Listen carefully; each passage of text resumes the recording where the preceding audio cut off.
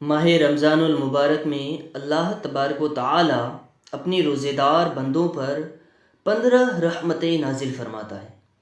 رزق زیادہ ہوتا ہے، مال و زر میں زیادتی ہوتی ہے، جو کھانا کھایا جاتا ہے سب عبادت میں لکھا جاتا ہے، اور ہر نیک عمل کا اجر ثواب کئی گنا بڑھا دیا جاتا ہے۔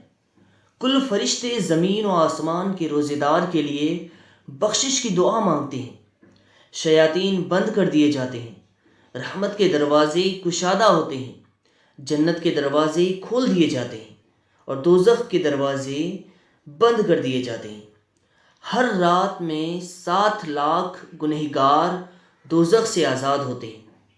ہر جمعے کی رات میں اس قدر دوزخی دوزخ سے آزاد ہوتے ہیں جتنے 7 دن میں آزاد ہوتے ہیں، یعنی 49 لاکھ 49 لاکھ۔